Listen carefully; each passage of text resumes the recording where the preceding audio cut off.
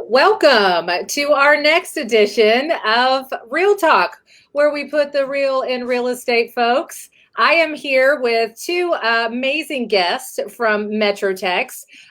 Cathy Faulkner, who is the MLS director for MetroTex Association of Realtors, and Johnny Mowad, one of my fellow board of directors folks, and also a rock star realtor with Ebby Halliday. So welcome, guys. Hi. Thank you for having us. Yes, thank you very much. Glad to be here. So we've had some great graphics, some PR that's gone out about this week because everybody's just so excited to talk about the clear cooperation policy. In fact, I think one of them that came up was just like that, Johnny. You're like, oh. I'm pretty sure someone got my face and just transposed it, but I'm doing right. That's been both of your lives for the past year, I'm sure, talking not only on a local level, but a national level as well. And that's why we're so blessed to have you guys here.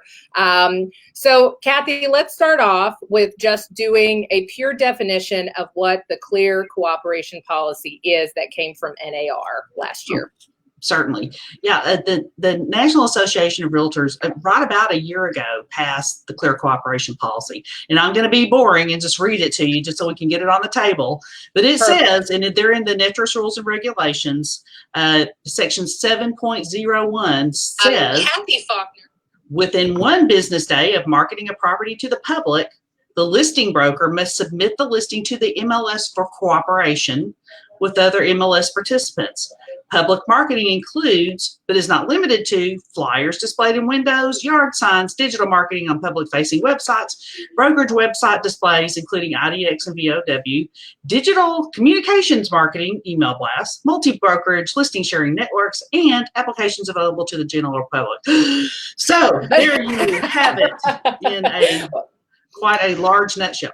So, well, yes. And we just posted it in the chat, so everybody can reread that for their liking. Yes. But you know, that's a lot of words to basically say. Can you dumb it down for the rest of us in a sentence or two? Well, let me just give a little background on why we even had to do this. And I think there's a lot of people who are big fans of this new policy.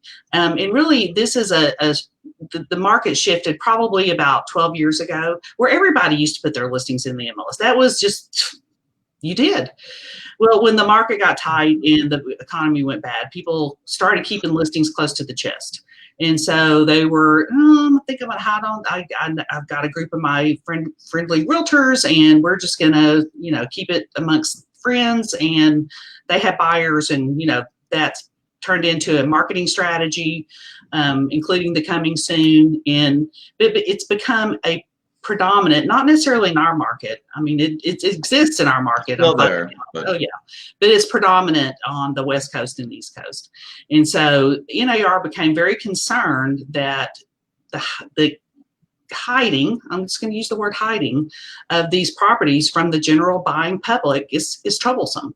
And so on many levels, but the most important part is the Realtor Code of Ethics say that you're going to cooperate with your fellow realtors. And if you're keeping listings to yourself or within your company, you're not cooperating. And so it goes against the principles of the MLS as it's a defined organization, and the realtor organization.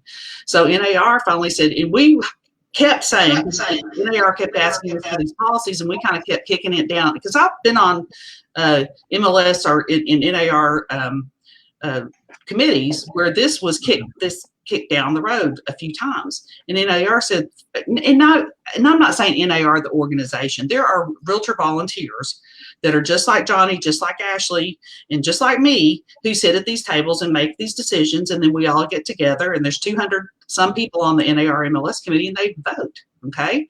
And so it's your constituents from all over the country who voted on this policy and said it's time to bring these listings out from under the rock or whatever they're being hidden under, and they need to be made available to the general public. So here's this policy, and MLSs across the country, it's mandatory for you to adopt this, and let's bring it out so we can have these listings on the table so that everybody has a chance all the buying public that is, has a chance to see these listings, because you didn't do it on your own. We tried different things. And so, okay, fine, we're going to make a policy. You have to now. Do you mean realtors are hard-headed? I'm going to jump in real quick just to lighten it up, right? Because we're getting into the weeds and, everyone's going to fall asleep. Nobody wants to hear or talk about it. The long story short is, like, all we need to do with this policy is create an even playing field. Mm-hmm. Nothing more, nothing less. It's for the best interest of all parties involved, and that's the simplicity of it. Since Andy Cohen's not here, I'm going to do my thing. If you're on this feed, if you hear clear cooperation or 8.0, grab your beverage of choice.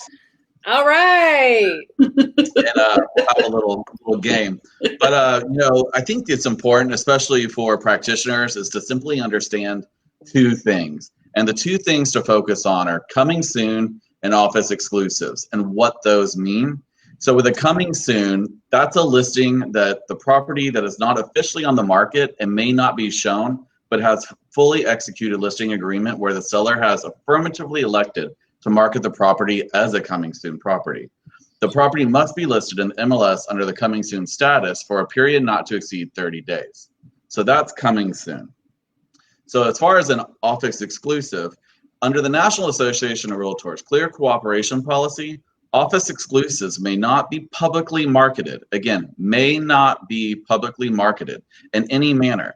In the event a listing originally designated as an office exclusive is publicly marketed, the participant is required to submit the listing to MetroTex, which, of course, for those who may not be in the North Texas region, is our MLS IT provider, if you will, for cooperation with other MetroTex participants within 1 business day of such public marketing. For those who may try to get creative, we'll catch you. But public marketing includes, but it's not limited to, flyers displayed in windows, yard signs, any kind of yard sign, digital marketing of public-facing websites, brokerage websites displaying any kind of IDX information about the property, digital communications, email blasts, any kind of marketing that you would do that is outside of the parameters we've just talked about is in violation. And multi-brokerage listings sharing networks, especially those on Facebook, and I know some of y'all watching are probably in those, so you should probably get out of those. Those are not compliant. Well, I'm going to stop right there for a second, because we have a few people that just wanted to even just chime in. And Jason Esparza said, Cathy rocks. All right. So, and then on top of that, he was like, so posting on social media. Yes, Jason, our social media guru, that is considered marketing the property. So, and at its finest.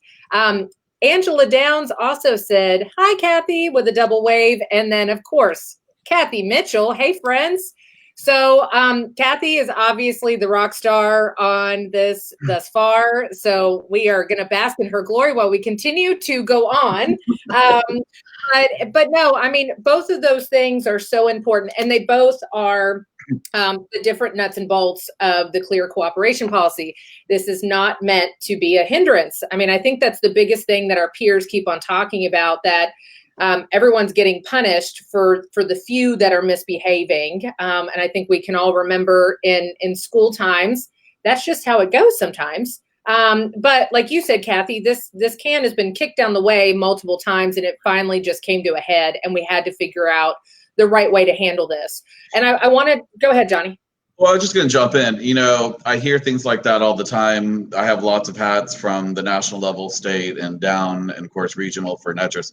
But the thing that people say, it affects all of us are being punished. No one's being punished. This is a tool. This is a tool to help everybody. And so, it's kind of a misnomer to hear when people say, oh, one person was, abusing the system or caused all this. Well, if you're thinking that way, you're probably part of the problem. And you sometimes may not even realize you're part of the problem. And I think that's what this clear cooperation sorry. all about is that, it's to even the playing field, right? It's to make it fair. It's to make it, the best situation. for all parties. So. And not for the agents. That's the whole part, is that we have a fiduciary duty to our clients and to the public. And so that's where this comes down to. It's about the fiduciary duty that we have to garner the most money for our clients in this respect. And Cathy, you touch on this all the time. Why wouldn't you want to put it on there? I mean, if that's what's going to yield your client the most money, why? I haven't been able to suss this out, except, well, I've heard some negative comments about why people don't want to put their listings in the MLS. But I think at the end of the day, it could be, I hate to say it, could be selfish. And I'm not sure that the sellers are getting all the information. Now, you've got a lot of savvy sellers, and maybe they've had a bad experience with their listing on the market, and they're like, no, I don't want to do that. And so, I get concerns about privacy, especially on your high-end homes. But you have to be careful. You putting a sign in the yard, their privacy is out the window. Yeah. And that's what was happening before. They were they're putting it, sharing the information in their private groups. Well, those private groups, people in those private groups are sharing that out. That's not private anymore.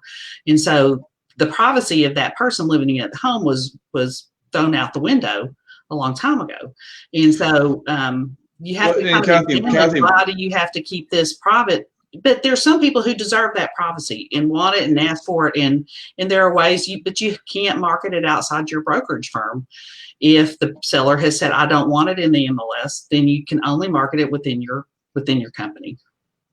And you bring up a good point with the whole privacy thing, but there's ways as a good agent or broker to mitigate those issues, right? So people who are generally in those types of situations, it may be in their best interest to have identified another property and have moved in there and, maybe listing their home while they're in it's not the best thing for them to do, or they go into a lease situation, or, if somebody wants to know information about you, putting a sign in the yard, that's the least of the concerns. Yeah.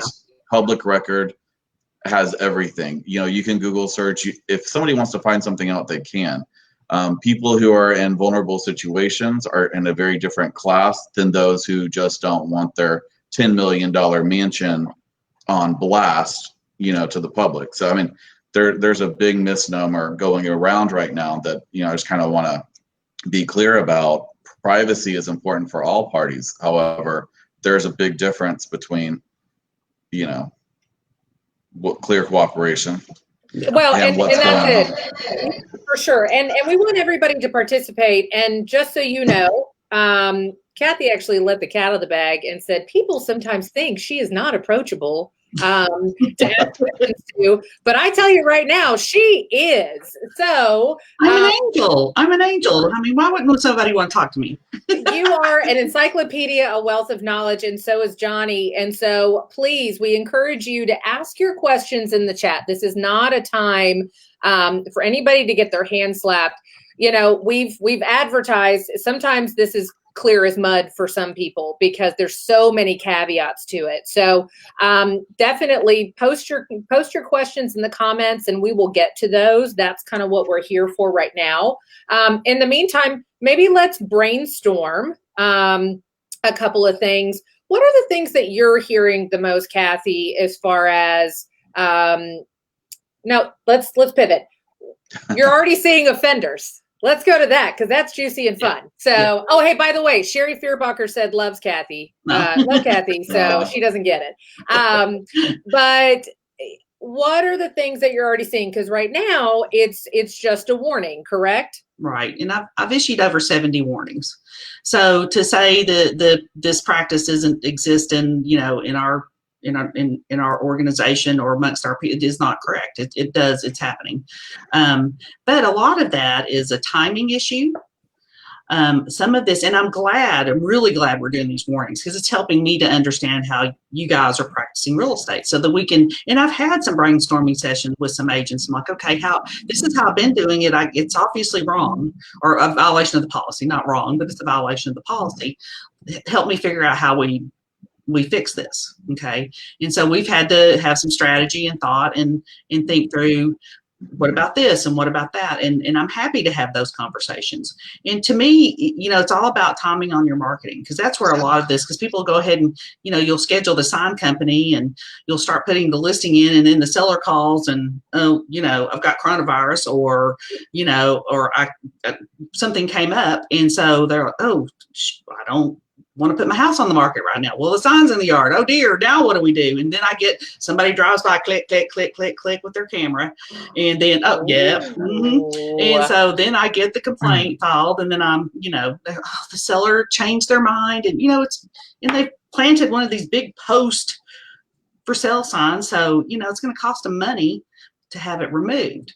And so that's the part I want people to really start thinking about, because, it's a timing issue. You put to me, if you want to solve this, simple, put it in the MLS and your marketing follows, or is simultaneous to your entry into the MLS, whether it be in the coming soon status or as an active listing. And I think that the biggest confusion that I'm dealing with is people dealing with the coming soon status. They're not necessarily using it appropriately. We've had a coming soon status since 2017. And it's not very popular. It's still, I looked recently, like 1% of listings are in the coming soon status. Well, people don't want their listings to stay in that status. They want to move them out and get them active and sell them, right? And so whenever the good agents do utilize coming soon. Yeah. It's another tool in the tool chest. It's a great tool if you use it correctly. Yeah, and you can market to your heart's content once it's in the coming soon status, because you have met the standard for cooperation. And so you put the sign in the yard, you can Facebook it, you can do whatever you want to. But you can't show it. You can't show it. And that's where we're getting, I get complaints all the time. Well, these listings are coming active now. And 2 minutes later, they're reporting a contract. How's this happening? And, and then I have to, okay, how did they get a contract on it? Did you show the property? Blah, blah, blah. And I'm getting a lot of, no, they submitted a contract sight unseen and the seller accepted it.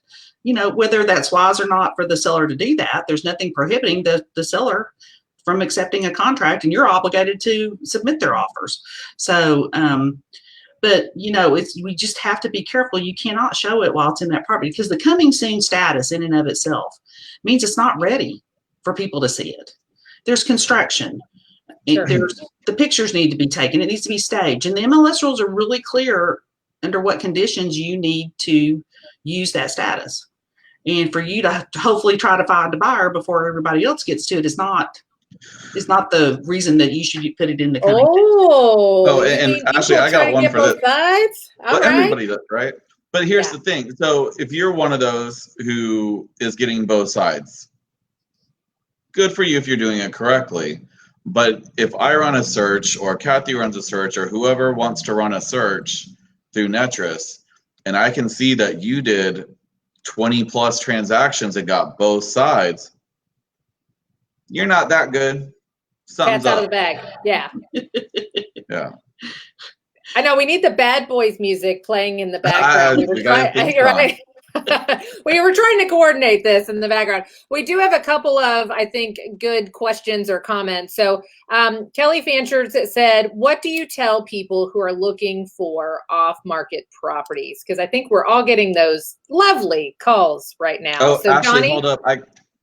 No, I'm sorry. All my stuff goes into MLS. Thank you. Boom. In fact, when that started happening, even more so, and it kind of dipped off, and then even COVID, those were my two lines. Do you not know what's going on right now? There's a global pandemic. This is sad. Or have you not known the NAR policy that has just come down? Goodbye. My favorite is, I've got a ton. But I got to go. Bye. Yeah, no, it's a tactic just like everything else right now. But Kelly, if you're more insinuating who are looking for off-market properties, maybe your own clients or something else for a deal, that's, unfortunately, that's just off-market is, I think, a loaded term nowadays. So, that being said, we have, Gary Nordling. He sees a lot of Facebook posts about, I have a coming soon. Call me for an appointment. So they're trying to go around. It's not a picture of the house or an address or anything else like that. Cathy, what would happen if a screenshot of that came into your inbox? So I've had a few of those, and I see what is in the post. Is there, oh, you're posting pictures of a house. Well, that means you're marketing a property, because that's what's at that house is a property. And so I will call them out, and it's a violation of the spirit of cooperation.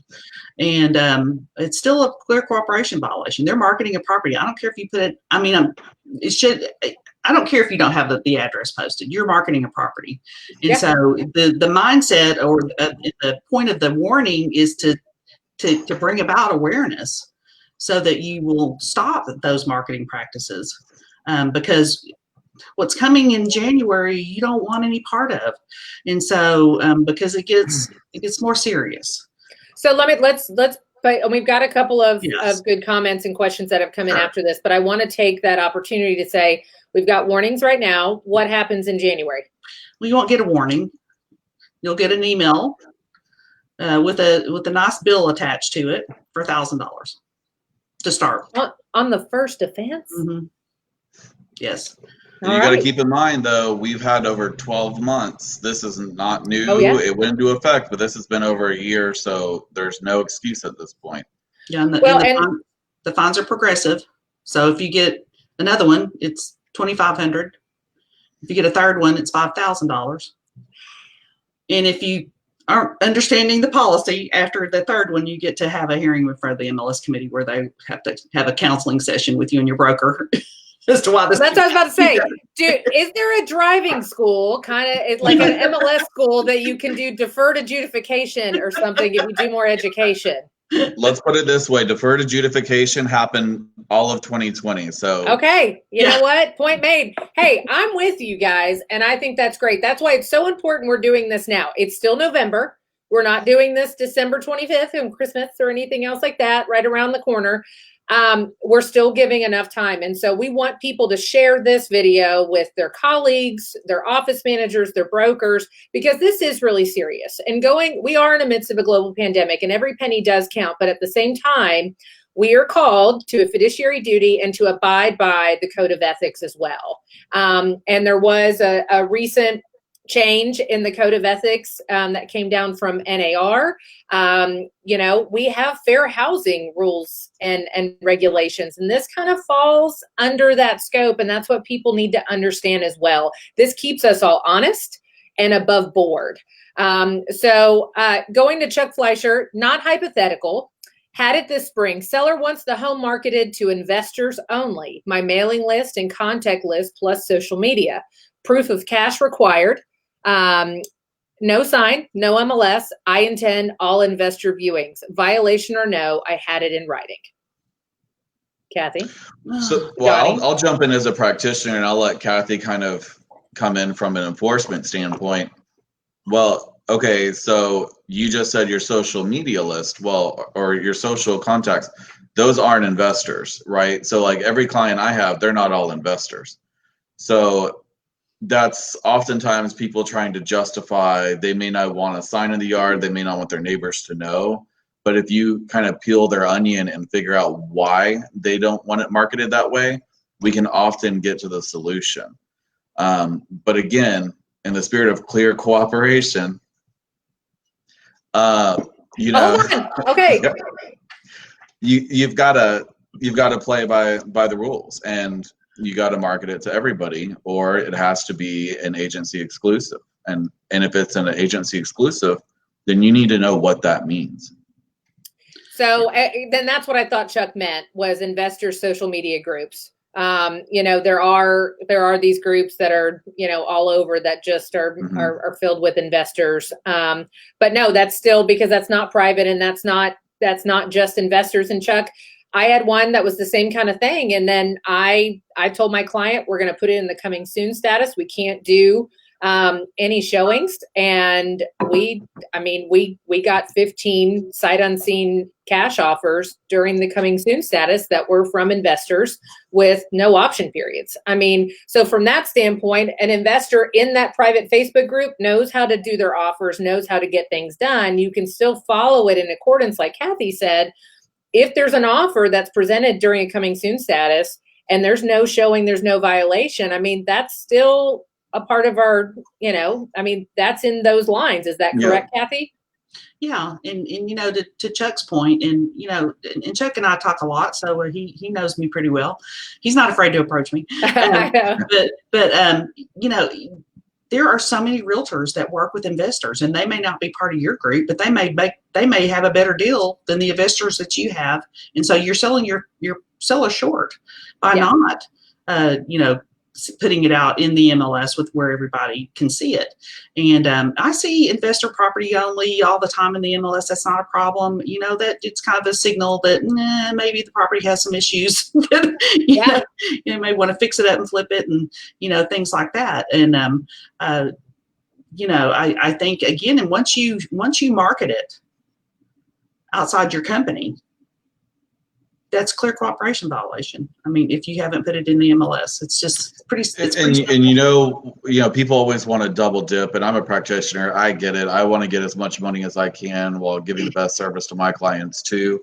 I understand the predicament. I think where some of these things are going to end up going, whether it's good, wrong, right, or indifferent, some of these models that companies have established, they're not going to be able to continue operating in the manner that they have in the past. They're going to have to adapt or evolve. And if you have a company that is specializing in investor-only deals that you don't want on the market and you don't want all that, well, you'd probably be fine just being a salesperson and broker in Texas and not a realtor. You would be able to conduct your business that way and still be above the board as far as the law goes.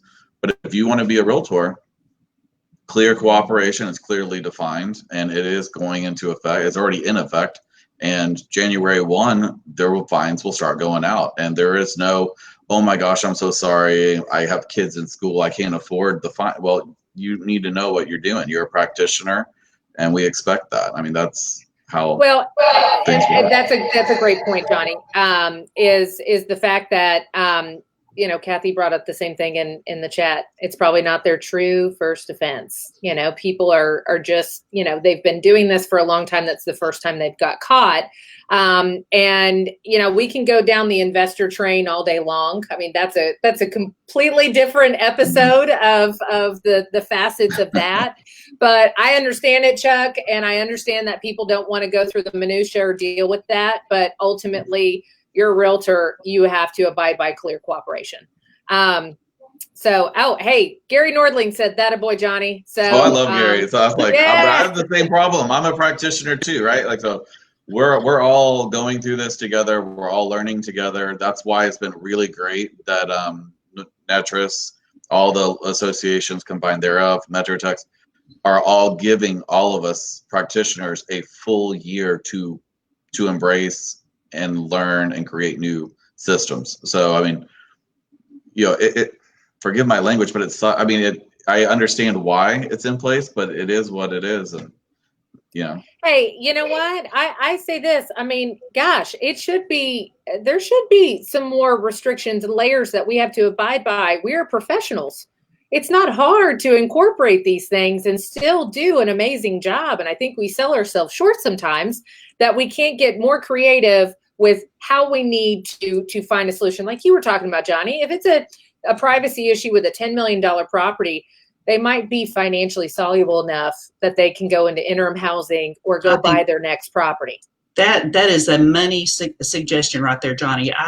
That's the first time I've heard. I thought, well, me too. Everybody should be doing that. I mean, there's always. I'm a yes person. I know you guys are both yes people too.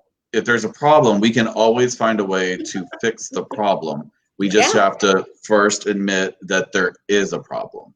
And NAR said, hey, we have a problem.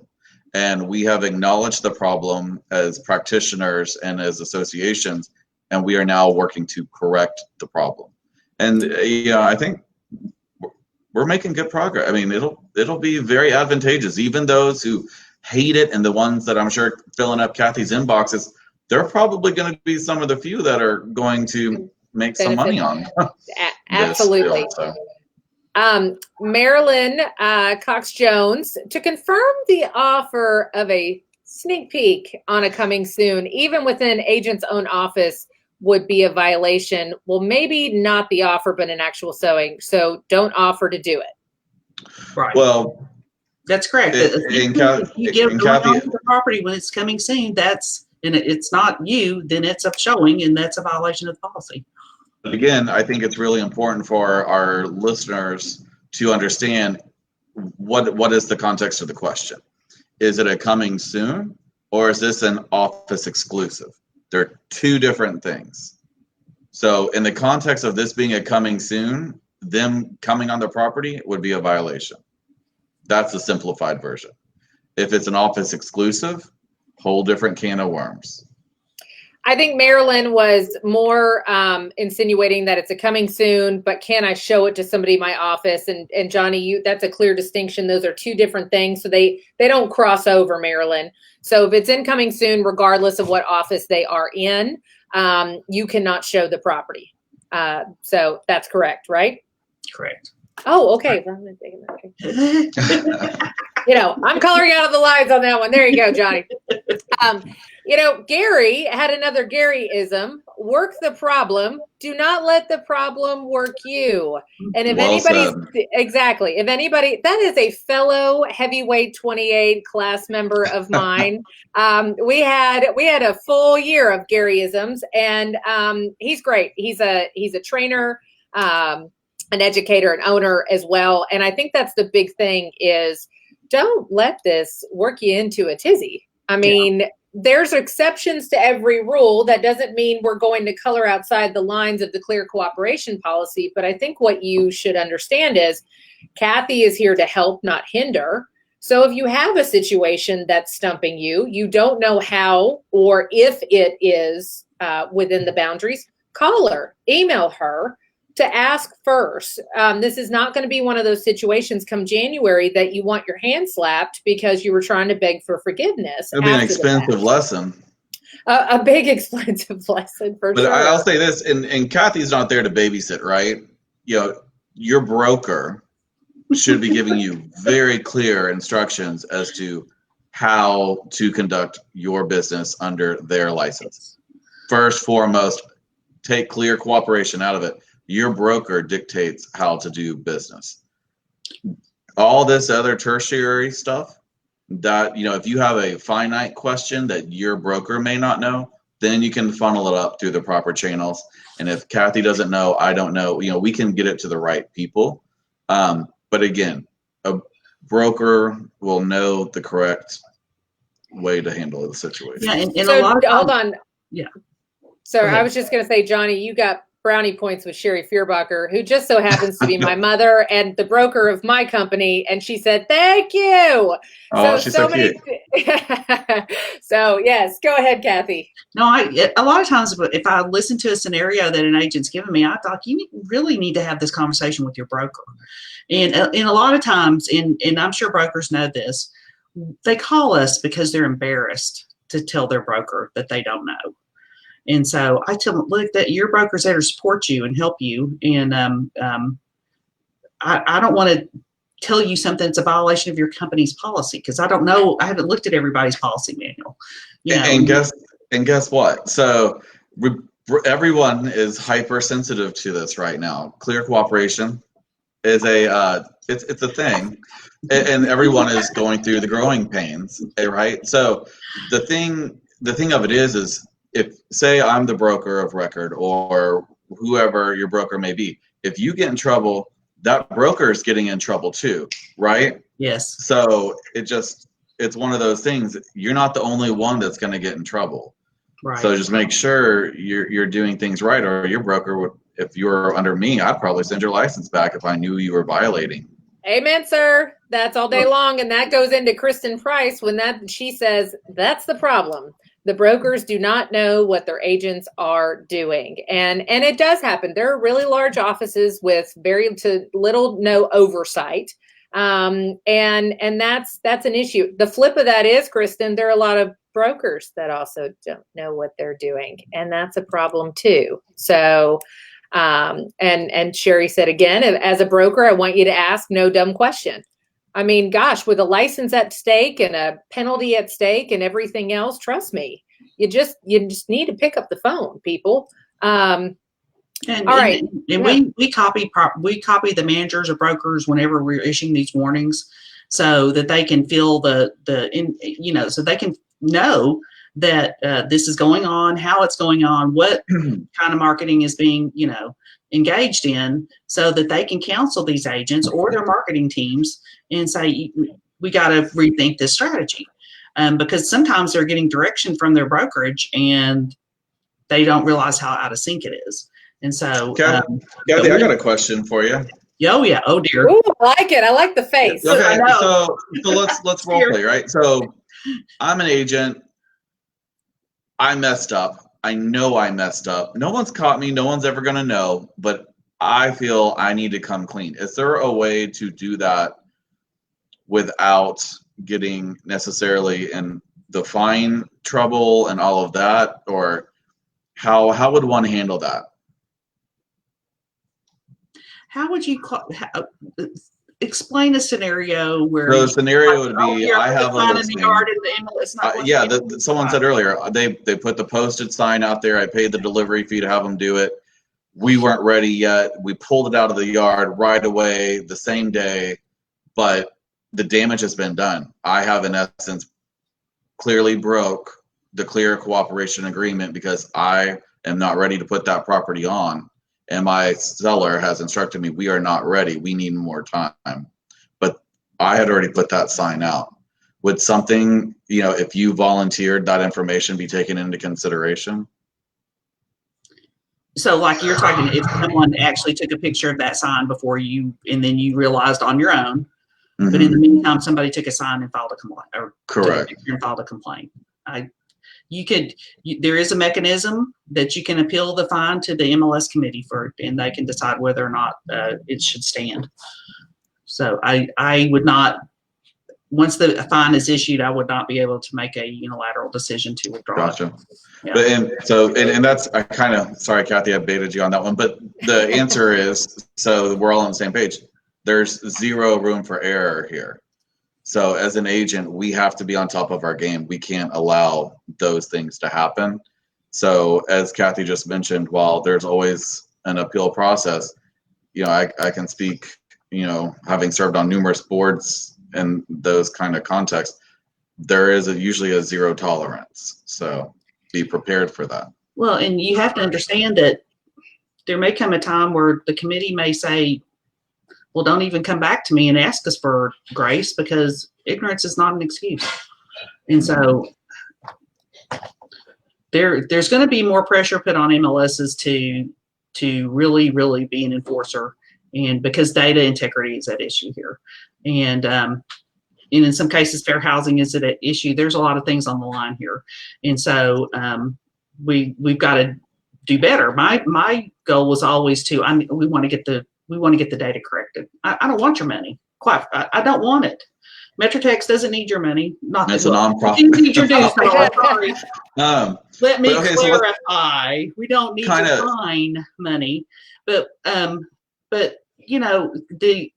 we've always our goal was always to get the data corrected. That's why you get the data checker emails and so forth. That's not the case here. That this is such a heavy. The gravity of this was so great that NAR says you can't do that. You have to put in place sanctions that will prevent this from happening again, because this is a conscious effort on some people's parts to deliberately keep these listings away from the realtor or their other agents' population on purpose. And so unfortunately, it's like Ashley said before, sometimes one person does something wrong, we all have to pay the consequences. Yep. And I know, kind of just to transition a little bit to, because I know on timing we're getting near the end, and I know this is going to be a big question for a lot of people. Now that we've established what it is, how it works, what are the possible outcomes if there are violations, let's discuss how do we report those issues? Well, the rules say, and we're actually working on a web form that we have a work group that looked at it for a final time, and it's got to go through MLS committee again next month. But right now they're being emailed to me or to the MLS department. And typically the requirements of the MLS rules say we need the name of the listing agent, the property address, and some kind of photographic evidence. Okay. So a lot of times, oh geez, the marketing emails, good Lord, I'll sometimes get 10 of those. I'm like, people, it's a rental property. It's not under the clear cooperation policy. Come on, please stop sending me this email. Anyway, but then, they'll forward me the email. Well, we're treating them anonymously, right? And that's another provision that NAR just passed last week, is that we will provide provide an avenue to process MLS complaints anonymously. So we will be processing these anonymously. So guess what Cathy gets to do? I get to take out all the identifiers. So I'm really anxious for the new web form, because we're going to put a warning on there that you have to take it all out, because Cathy doesn't need to be in that business. And so, and then, I get Facebook posts, screenshots of those. I get emails forwarded to me. I have screenshots of private Facebook groups, text messaging. Hold on, Cathy. Private Facebook groups? Are these at? Yeah. Is there such a thing? Let's pull up a shared screen and let's go through the Facebook groups. Yeah, absolutely. I think that means, guys, there's nothing that's private, FYI, because it still ends up on Cathy's email. Yeah. I mean, I've got some in my inbox right now. And that segues really well into one other thing I want to get in. We can kind of combine the two things, but one of the biggest issues that clear cooperation, kind of had at the forefront of this thought process is fair housing. So this all ties into fair housing. And the question you have to ask yourself is, if you take on a listing and you're only sending it to this group, or this group that you're a membership group, that you're a private thing, those are fair housing violations. There's nobody who can sit here and try to spin how their involvement doesn't violate some version or form thereof fair housing. Didn't somebody mention something about a mom's group? So yeah, I was talking to one of those networks. They actually invited me to come into one of their meetings. I've been to a lot of meetings since we've been in this virtual environment. I think I've done 60 office visits. It's been crazy. Only your closest 500 friends. Well, that's what Sherry Pierberger said. I love the private groups that have 500 members. So yes. But yeah, I mean, we were having a discussion, and I've been preaching this before clear cooperation. If you're in a group of realtors and you're only sharing the listing with your group, and your group looks like you and your clients look like you, someone who doesn't look like you may go, hey, I didn't get to see that property. What's up with that? And so I'm trying to, relay this message, and we're having that conversation in this meeting that I'm at. And it was discussed, well, some of the moms groups like to, kind of see who's moving into the neighborhood. I said, do you hear yourself talking? Oh my goodness. You hear what you're saying. People don't even realize the bias that they're communicating when you look at the makeup of your group. I mean, come on, man. Well, you take it a step further. You have groups that are comprised of some of the most successful agents in the city that conduct over 80% of the business with a select few. If you are, just because it's always been done that way, or because no one's ever called you out or sued or accused of fair housing violation, it takes one. And then an investigation will be conducted by a third party, and anyone associated with any of those groups or any of those Facebook private groups or social network groups or paid membership groups, you're going to have to defend your license, and the amount of legal fees that's going to cost, especially if fair housing's involved. Yeah, $1,000 fine is the least of your concerns. And think of the people in your group. Well, let's say the whole group gets called in, and some people are like, that was never in my intent. I was just trying to make some money. I was just trying to make sure that maybe they're a buyer's agent. They wanted to make sure that they had access to all of the listings that their buyers would be interested in. But yet they have mud splashed on them now. And so that you got to think this through, and your alliances, they say a lot about you. And I want to speak to the brokers too, just to tag what Cathy's saying. The brokers who encourage these types of private groups, you need to rethink things. Things have changed. The market's changed. The rules have changed. You need to be the one telling every person underneath you that you need to get out of that group. You need to unlike, unfriend, unfollow, whatever you got to do to protect your brokerage and all of your associates. You need to be doing that now if you haven't already. I mean, things, and now with anonymous reporting coming into play, it takes one disgruntled agent that was on the wrong side and didn't get their multiple offer choice, or chosen, their contract chosen. You better hope to God you did everything right, because people are going to get, litigious. There's misinformation coming out of some of those groups too. Like somebody, oh gosh, yes. Somebody will call me and say, well, I've heard that you have to have it, if you want to, do this, you have to put it into the MLS file such and such a time on Friday, and then you have till such and such. I'm like, where are you getting this from?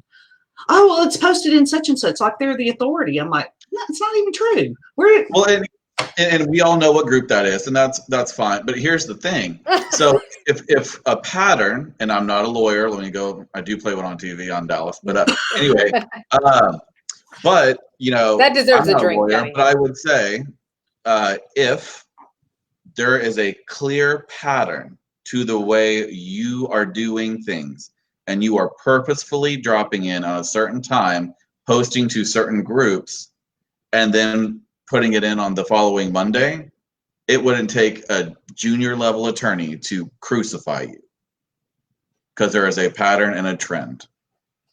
Well, and just to think about the benefits of clear cooperation, because look at the market we're in right now. Everybody who's working with buyers are desperate for inventory, and this too shall pass. I've been doing this for 30 some odd years, and I have seen the market do all kinds of crazy things. And there's a lot of you that are on the chat there that you've been there with me. And even though things are rosy right now, they won't be someday. And so these marketing strategies, if you're the people that I knew that got through the 2007, 2008, 2009, they made money and they were successful because they had always done their business above board and with integrity. And they're still in business.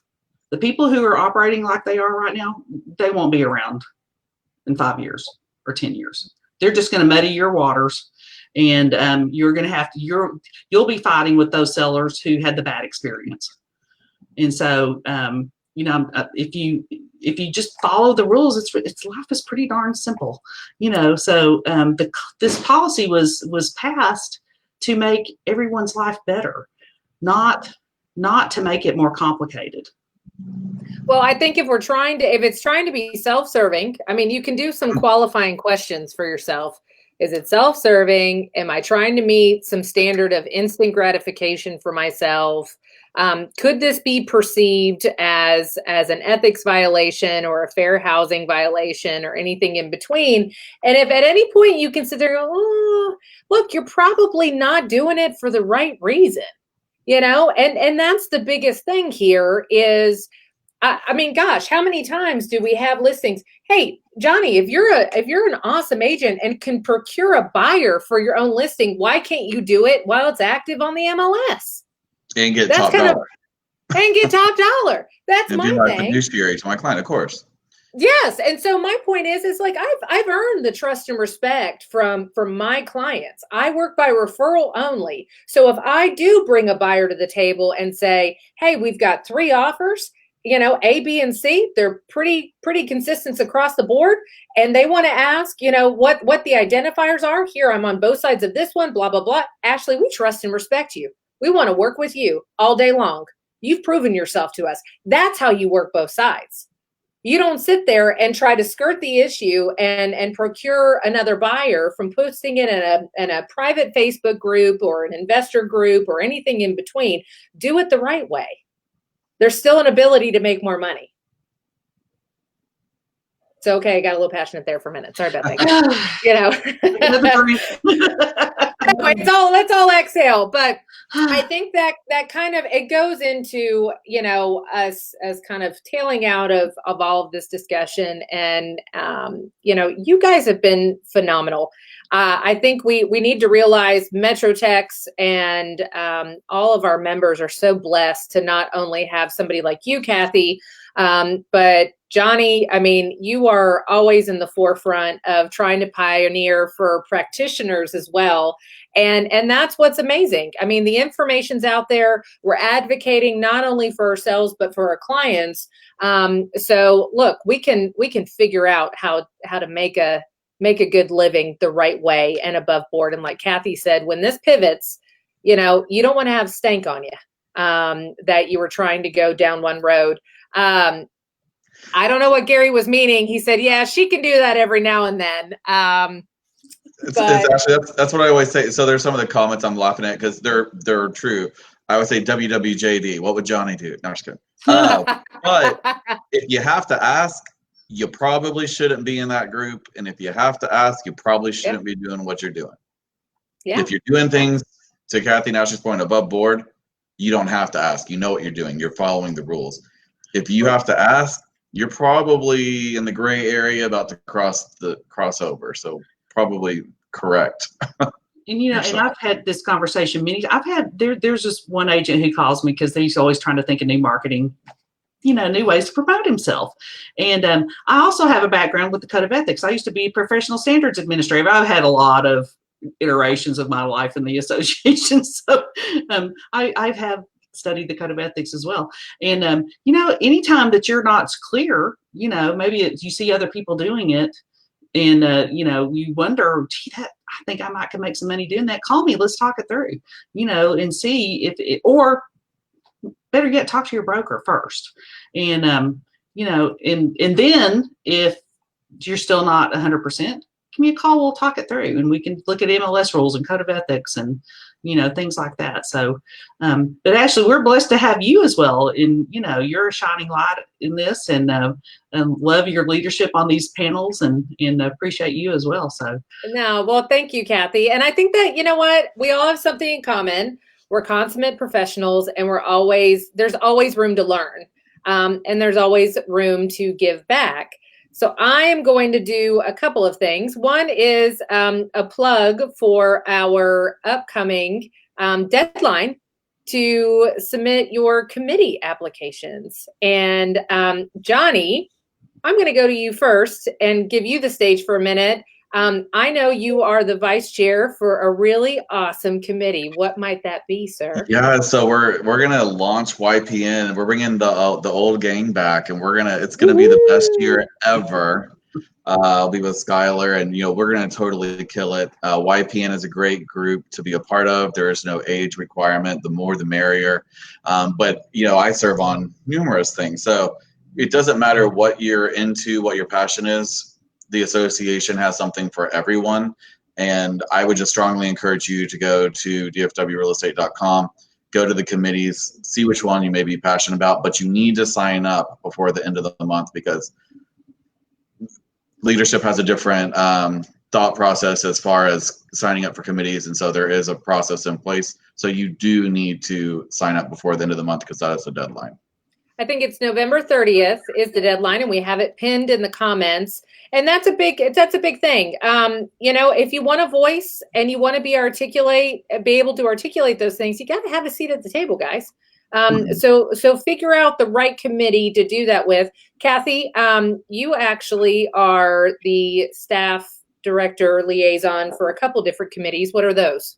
So, leasing and property management. I've worked with that group for a long time. We had a meeting today, and of course, you know, COVID-19 and all the executive orders, and it'll make your head spin. And we did a webinar yesterday called Evictions for Dummies. And that was so popular. There was over 300 people who registered for that event. So it was really good. And so that committee puts together that type of education for property managers. But when they meet, they really, really, really get into the meat and the heart of their particular niche of real estate. And so they're very passionate about it. One of our board liaison made the comment today that they tell the best stories. She's never been on a committee that told better stories than Leasing and Property Management Committee. I'm also a member of not a member, I am also the staff liaison for the Forms and Contracts Committee. Not so many fun stories, but but it's the meat and the heart of what you do. You have to have, these forms and these contracts are the backbone of what you guys do. And so, TREC has just rolled out tons of changes to the forms that y'all are going to be looking at for April 1st of next year. So, if you're on that committee, you're on the front line of that information. So go ahead, volunteer and get on these committees. Well, and I'm going to, sorry, go ahead, Jenny. Oh, I was just going to say, so before we end it, you have a lot of influence here at MetroTex. I'm currently serving as the president of Netris. We have, over 14 associations. He didn't lead with that, did he? Well, I'll be your 2021 vice chairman of NAR's MLS forum as well. But so lean on the people that are in your association. They'll know who the people to get it to is. I'm a very open book. You can reach me by cell or email. Will always help or get it to the right person that can help. So if you ever have a question, please don't hesitate. Or if you have an idea or a suggestion, bring it to us. Bring it to the people who serve on these different committees and different boards on the state and national level.